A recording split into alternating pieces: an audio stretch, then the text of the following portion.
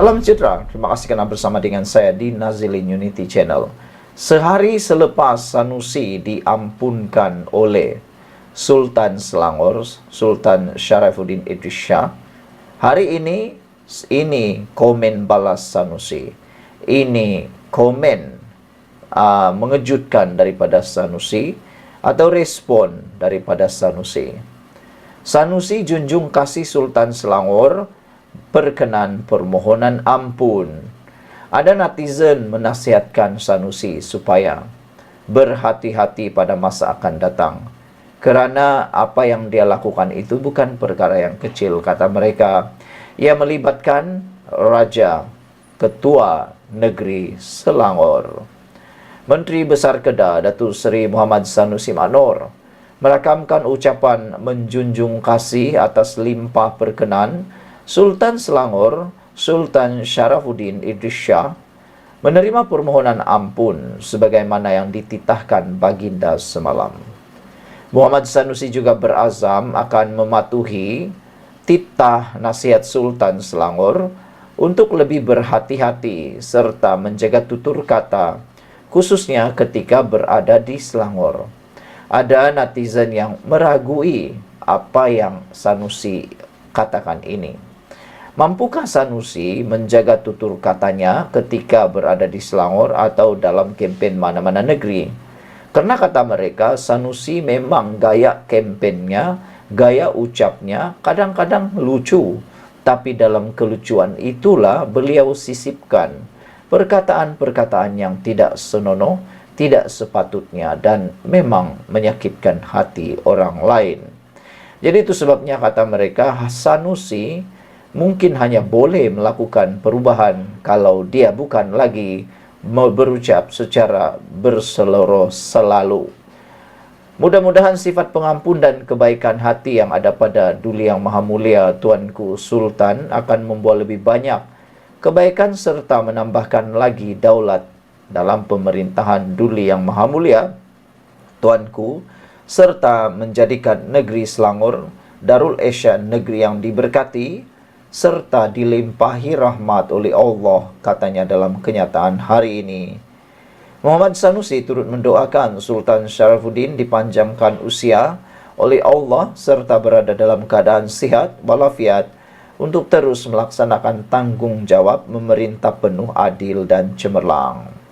Semalam Sultan Sharifuddin berkenan menerima permohonan ampun dan maaf daripada Muhammad Sanusi. Sultan Sharifuddin dalam warkah perkenan ampun yang dimuat naik menerusi hantaran Facebook Selangor Royal Office memaklumkan bahawa baginda mempertimbangkan dan menerima permohonan ampun dan maaf itu atas nama ukhuwah sesama Islam serta bangsa Melayu. Pada Rabu yang lalu, Muhammad Sanusi memohon ampun kepada Sultan Selangor berikutan kenyataan beliau yang dianggap menghina dan tidak menghormati baginda pada Julai tahun lepas. Semoga dengan apa yang berlaku ini, Sanusi akan lebih berhati-hati dan tidak akan lagi melanggar dinding sesuka hati. Karena sebelum ini dalam pembacaan kesalahan pendakwaan Sanusi di mahkamah berkait kes hasutan itu, Sanusi sebenarnya mengaku tidak bersalah. Adakah selepas ini kes tersebut akan dihentikan? Sekian untuk kali ini. Jangan lupa tinggalkan komen Anda. Selamat petang, salam sejahtera. Terima kasih kerana bersama dengan saya di Nazilin Unity Channel. Hari ini PRK Dun Mahkota di Johor dijalankan. Namun demikian, penganalisis politik mengatakan bahawa kemenangan akan ditentukan oleh jumlah peratusan pengundi yang akan turun hari ini. Nampaknya apa yang sedang berlaku menjadi satu igauan yang ngeri buat Barisan Nasional UMNO. Manakan tidak, diharapkan pengundi yang turun berduyun-duyun. Tetapi nampaknya sekitar jam 2 petang sekarang ini, mengikut laporan, dinyatakan bahawa baru 38.53% pengundi yang turun mengundi di PRK Nenggiri. Apa sudah jadi? Mungkin sebabnya ialah kerana protes daripada undi Cina. Adakah para pengundi Cina di Dun Mahkota sedang protes terhadap Akmal Saleh.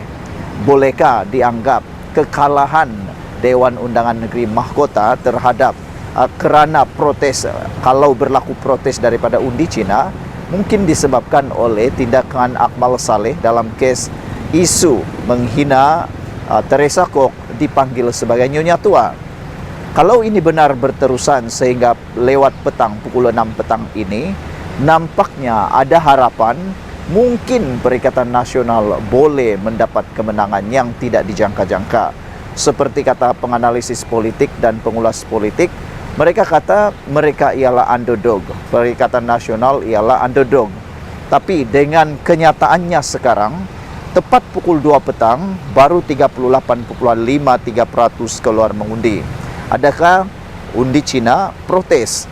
Adakah mereka protes seperti yang berlaku dalam PRK baru-baru ini? Dan untuk pengetahuan Anda semua, apabila undi kaum Cina protes, maka besar kemungkinan 35% undi daripada kalangan Cina itu tidak akan dapat diperoleh oleh Barisan Nasional UMNO. Dan kalaupun mereka menang, itu adalah satu perkara yang mungkin adalah yang tidak dijangka sama sekali. Menurut satu komen daripada netizen di ruangan komen di Malaysia kini, peratus undi yang rendah kerana rakyat dah meluat. Kedua parti tak boleh diharap, tak boleh pakai. Kita tunggu dan lihatlah siapa saja yang bernasib baik akan menang, kata Tok Mudim. Saudara, apa pula keputusan daripada anda? Apa pula pendapat anda semua? Adakah Barisan Nasional UMNO akan menang? Atau adakah Perikatan Nasional akan mampu meraih kemenangan? Saudara-saudara sekalian, tepat pada pukul 2 petang ini, baru 38,53% turun mengundi. Ini ialah rekod baru sebagai penganalisis politik bebas. Saya kali pertama mendapat peratusan serendah ini tepat jam 2 petang selepas dibuka proses pengundian. Bermakna memang besar kemungkinan akan ada kejutan besar dalam PRK itu nanti. Ikuti terus ulasan dalam Nazilin Unity. Jangan lupa tekan butang subscribe dan kita jumpa lagi. Bye-bye. Salam sejahtera, terima kasih karena bersama dengan saya di Nazilin Unity Channel. PN takut bersatu, PAS berpecah jika kalah mahkota. Sejauh mana perkara ini menjadi kebenaran, yaitu kalau PN kalah, bersatu kalah di PRK, Pilihan Raya Kecil Dewan Undangan Negeri Mahkota, adakah kemungkinannya Perikatan Nasional akan berpecah? PAS akan tinggalkan bersatu seorangan diri. Sejauh mana itu akan berlaku? Sebenarnya ada benarnya. Ahli Majlis Kerja Tertinggi MKT UMNO Muhammad Puad Zarkasi mendakwa Perikatan Nasional mula berasa takut. Dua komponen utama gabungan itu, yaitu Bersatu dan PAS, akan berpecah sekiranya kalah teruk di PRK Dewan Undangan Negeri Mahkota. Siapa yang akan meninggalkan siapa? Ada yang meramalkan bahwa mungkin PAS yang akan meninggalkan Bersatu, atau Bersatu yang mungkin akan meninggalkan PAS. Kali ini, PN mati akal nak main isu ekonomi. Ini kali pertama kempen PN, Perikatan Nasional, tiada hala tuju, kata Puan. Anwar Musa, jurucakap PAS, memuji-muji kerajaan Johor. Kini, Perikatan Nasional hanya mengharap majoriti BN tidak melebihi majoriti lalu dan kalau boleh tidak melepasi angka 10,000. Paling PN takut mahkota jadi Tanjung Piai 2.0. Giliran Bersatu dan PAS pula pecah, katanya dalam hantaran Facebook hari ini. Speaker Dewan Undangan Negeri Johor itu juga berkata, pemimpin Bersatu Muhammad Azmin Ali keseorangan di PRN Dewan Undangan Negeri Mahkota. Dakwanya ini selepas PAS selaku komponen PN telah menjauhkan diri dalam PRK itu. Tinggal hari ini saja lagi baki kempen. Hanya Azmin nampak bersungguh-sungguh. PAS jelas menjauhkan diri, kata beliau. Azmin terkial-kial mencari isu, kata Puad lagi. Untuk rekod, PRK Tanjung Piai pada tahun 2019, disebut sebagai permulaan perubahan politik yang menyaksikan pentadbiran PH tumbang apabila Bersatu berpaling tadah, menubuhkan kerajaan baru bersama PAS dan UMNO melalui langkah Sheraton pada Februari 2020. Saudara-saudara sekalian, apakah ini akan menjadi titik tolak kepada bermulanya perpecahan PN dan bercerainya Perikatan Nasional, yaitu PAS dan Bersatu? Saudara, untuk makluman anda semua, pada PRK pilihan raya yang lepas, Barisan Nasional telah memenangi kerusi untuk DUN Mahkota P152N29 ini, yang mana telah pun dimenangi oleh Barisan Nasional Sharifah Aziza binti Said Zain dengan majoriti 5.166 dengan undi berjumlah 16.611. Manakala di tempat yang kedua, yang paling hampir dengan BN ialah calon Pakatan Harapan daripada Pakatan Harapan Muhammad Taqiyuddin bin Ceman dengan jumlah undi 11.445. Manakala Perikatan Nasional Muhammad Nur bin Lingan hanya mampu mendapat 7.614 undi saja. Sekian dulu untuk kali ini. Jangan lupa tinggalkan komen anda. Salam sejahtera, terima kasih karena bersama dengan saya di Nazilin Unity Channel. Bersatu memang parti serpihan UMNO yang lupa daratan, kata pengulas politik. Ada juga pengulas politik kata parti Bersatu adalah parti yang paling tidak tahu arah tuju hendak kemana lagi. Ini apabila satu lagi pendedahan daripada Khalid mengatakan bahawa selepas 22 bulan, UMNO masih setia dengan PH, bukan macam Bersatu. Ini merujuk kepada perbuatan khianat parti Bersatu bersama Pakatan Harapan 2018 yang lalu, yang mana selepas hanya 22 bulan, Bersatu dah tak tahan lagi, Bersatu dah tak tahan lagi tak berkuasa, akhirnya lakukanlah langkah Sheraton. Sehingga sekarang kesan langkah Sheraton itu masih lagi menghantui negara kita. Lepas 22 bulan, UMNO lebih baik berbanding Bersatu kerana masih setia bersama dengan PH. Kalau Bersatu pula, lepas 22 bulan, dah pun lakukan khianat. UMNO sudah membuktikan bahawa ia rakan setia kepada Pakatan Harapan PH dan tidak seperti Bersatu, kata pengarah komunikasi amanah Khalid Samad. Bekas Menteri Wilayah Persekutuan itu malam tadi mengakui mungkin ada penyokong PH yang masih belum selesa sepenuhnya dengan Barisan Nasional BN. Bagaimanapun katanya, Pakatan Harapan PH berterima kasih kepada Barisan Nasional kerana memilih untuk membentuk kerajaan bersama-sama dan bukannya bersama Perikatan Nasional PN. Sudah 22 bulan, UMNO tak khianat. Kalau dengan PN sekarang ini, 22 bulan dah mulalah goyang. Tapi setakat ini, UMNO membuktikan mereka merupakan rakan yang setia.